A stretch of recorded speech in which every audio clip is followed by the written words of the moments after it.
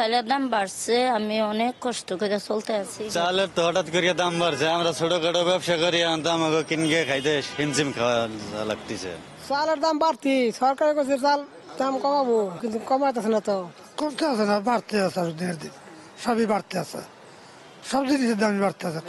এখন বর্তমান চালের দামটা একটু বেশি।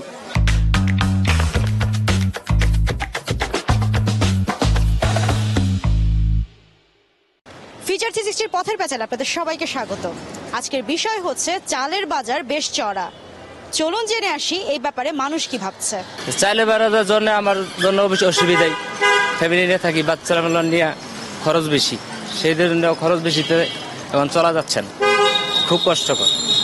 চাইলের দাম বেড়ে গেছে কিভাবে আমি তো বলতে পারি না, তবে আমাদের ফলন কম, ধানের দাম যেহেতু বাড়া, চাইলের দামও বাড়বে। না, আমাদের খুব সমস্যা হইতেছে। আমরা ধরেন চলাহিরা ঘর ভাড়া দিয়াটি আমাদের এই আপনার ইনকাম নাই, আমরা খুব কষ্টে কালাসে আছি।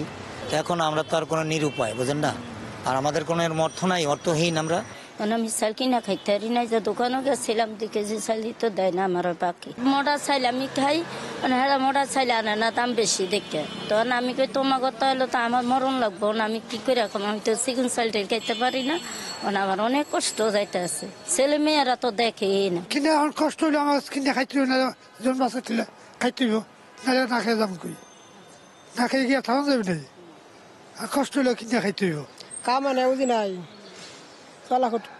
চলবা গেলে খুব কষ্ট।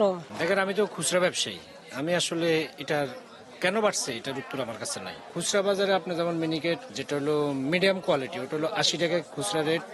নাজির চাল মোটামুটি এটা হলো আপনার 85 টাকা। চালটা যদি রপ্তানি তো ভালো করতো, তাহলে আবার এটা দাম কমতো। এটাকে কমার বিষয়ে আশ্বাস দিতে হবে যে কোনো মানুষের। ব্যবসার যে পরিস্থিতি, সব জিনিসের দাম বাড়তি, সরকার তো বলছে কিন্তু কমায় না, তো কবে কমাবে? আমাকে তো সংসার চালাইতে হিমশিম খাওয়া যাচ্ছে, সব জিনিসের দাম বাড়তি। শুনলেন তো মানুষের কথা। এবার আপনাদের পালা। আমাদের কমেন্ট বক্সে আপনার মূল্যবান বক্তব্যটি জানান এবং লাইক করুন, সাবস্ক্রাইব করুন